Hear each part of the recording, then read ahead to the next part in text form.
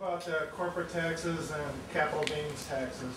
Well, corporate taxes shouldn't exist at all because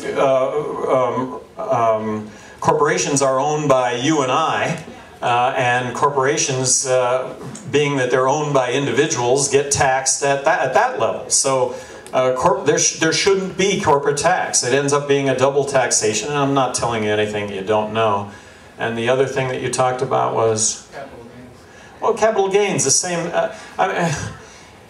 I'm always for lower taxes. Lower taxes stimulate economic growth. That's what they do. And capital gains, eliminating capital gains tax just promotes investment and risk-taking.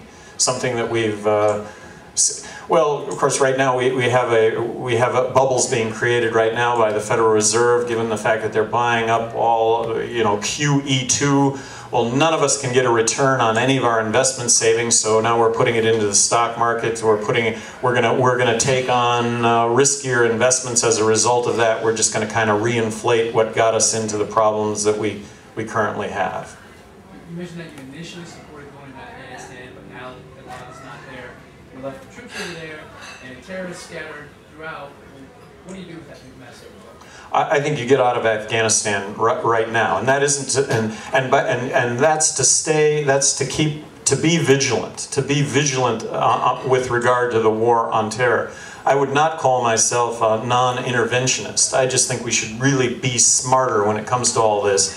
And smart, in my opinion, right now is that Afghanistan is really corrupt. They've got all sorts of issues, and in my opinion, at whatever point we pull out of Afghanistan, we're going to have the same issues then as we might have tomorrow if we were to get out tomorrow.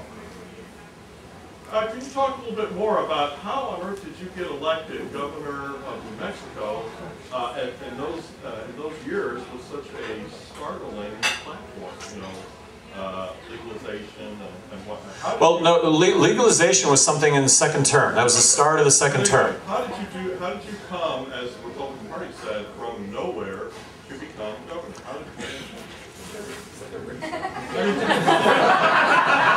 No. I'd like to think it was what I said. I'd like to think it was what I had to say to get elected the first time. I'd like to think that the second time was really a testament to good stewardship of tax dollars, that they'd seen it in action. I will tell you, I ran 2 campaigns for governor where I did not mention my opponent in print, radio, or television. Not even as my opponent. I didn't do it. And then when I ran for re-election the second time, we did some polling right out of the chute.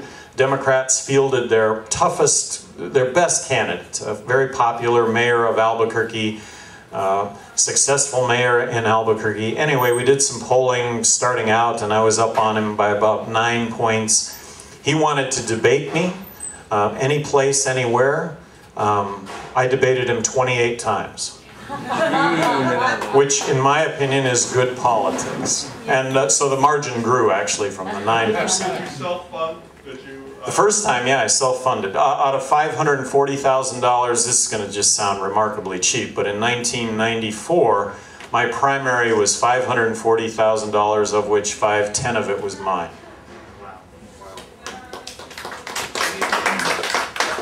What do you think about abolishing the Federal Reserve? First off, I don't think it's going to go through. I don't think it's going to make its way through Congress to where I'd, again, speaking hypothetically, if I were president, hypothetically, would I sign off on that? Yeah, I'd sign that if it went through Congress. I believe that we could be accomplishing what the Federal Reserve does with regional banking and with more market-driven interest rates, so that we could accomplish that. But I don't think it's going to happen. And then if you want to talk about 2 competing currencies, I read over the study that Reagan had commissioned on how to do that, and I see how you could do that. That's also something I would sign off on if I had the opportunity to do so, but it's not going to make its way through Congress. That's not going to happen. On legalizing drugs, why stop at marijuana? Do adults have or not have the natural right to consume whatever substances they want? Yeah, I wouldn't disagree at all. I just think that I think that legalizing marijuana, that the country takes a giant step forward when it comes to a rational drug policy by doing that. And by the way, 46% of, this is just a couple of weeks ago, 46% of Americans now support legalizing marijuana. The issue is actually 2 years away from being at a tipping point nationally, where 50% of Americans will support that. But I'm only advocating the legalization of marijuana, which again, in my opinion, takes us giant strides forward with regard to a rational drug policy. Portugal, 10 years ago, decriminalized all drug use. Over the last 10 years, Portugal has documented a 50% decrease in heroin use over the last 10 years. The only difference is that now in Portugal, instead of you're doing heroin, you belong in jail, today it's you're doing heroin and you're pathetic. And we care about you though, we don't want to kill you, but you know, come on, we got some compassion. That's the difference in Portugal today, and that's led to a 50% reduction in heroin use. What do you think about abortion? What do I think about abortion? I support a woman's right to choose up until the viability of the fetus. As governor of New Mexico, I signed a ban on late-term abortion. I've always supported parental notification. I've always supported counseling, and although rubber never met the road, I've always opposed public funds being used for abortion, and that abortion should be a state's decision.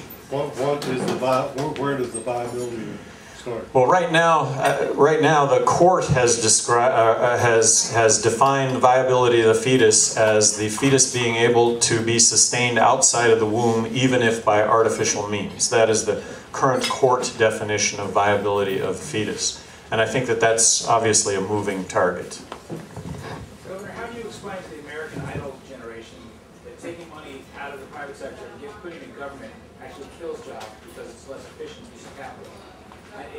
It's an argument that the average person doesn't seem to understand.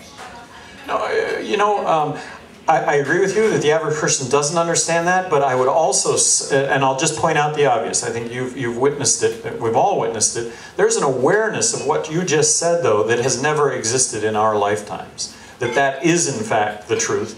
And does that awareness actually correspond to votes and actually correcting what we're doing in this country?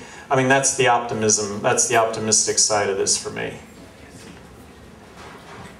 Can you detail your plan to rein in the Federal Reserve? Well, by rein in the Federal Reserve, that it return to the notion of price stability, that it return to a strong dollar as opposed to a weak dollar. I understand what the Federal Reserve is trying. I understand what the Federal Reserve is trying to do right now with QE2, and that is that, you know, they're booking profits right now on the bailouts, and I couldn't disagree more with the bailouts. Look, we've propped up individuals, businesses, banks that have made poor decisions. They should have been rewarded for those poor decisions by having lost a lot of money. Well, they didn't lose any money. They got propped up. And so right now, you know, the Federal Reserve has put money into all these entities. They're booking profits. Well, at some point in the future, they're going to have to unwind these securities, these long-term bonds, treasuries, and they're going to book a loss. I don't see how they're going to do anything but book a loss on those. But the idea is that they don't want to book a gain or a loss. They just kind of want it to be a break even, and by doing the break even and moving forward, that they've created incentive for the economy to grow. I mean, that's the theory, and you understand that, but that's just way beyond the bounds of, I mean, that ends up to be the fourth branch of government, and it should have never be, and it shouldn't be. Yes, I do agree that we need to put the Federal Reserve through a TSA scanner, but when you look at the three things you said are crucially important to our budget right now, Medicare, Medicaid, Social Security, and Defense, represents, I think, approximately 2/3 of our budget right now. What are some specifics that you think that that you think that we should be following to reduce those? You know, I think there are probably 30 specifics in each category, but I'll just hit on a few. One would be to block grant the states when it comes to Medicaid. I mean, make it a fixed amount, capitate the amount, give it back to the states, make the states responsible for health care for the poor. And of course that could carry itself over also for Medicare. Medicare could also involve a capitation, a voucher. Medicare, starting for those that are just now entering into the work system, would be health savings accounts that would be carried over into retirement. That could also exist for any of us. Health savings accounts, making that happen. Back to vouchers, that there'd be a capitated voucher amount, that you could create pools. With regard to Social Security, raising the retirement age, I mean that's something that has to take place. You could look at a negative income tax, replacing Social Security, which would be you file your income tax, you file that you have $30,000 worth of income, so you don't get any Social Security, but you file an income tax that is zero, and you would get a check from the government. That would be a way. Social Security, back to those just entering into the workforce, the ability to self-direct those Social Security funds by privatizing Social Security, whether that's a 25%, 50%, 100%. I want to self-direct my funds. I would have, as somebody 57 years old, I'd have 4 times as much money if I would have been able to self-direct my funds just by putting it into the S&P from the time that I was born. I'd have 4 times the amount of money that I have now, and it would be money that I could give to my descendants, to those. So a lot of suggestions in all those areas. Defense. We have 100,000 troops on the ground. I might be wrong on these numbers, but we have 100,000 troops in Europe. We've got 50,000 troops in South Korea. I might be wrong on those numbers. We have, do you know for a fact? No, that's about right. That's about right. All right, 30,000 troops in Japan. We have, I just think when it comes to the military that we've heard for decades now that we should be smarter, and we've all said, yes, we should be smarter, but the reality is I just don't see it.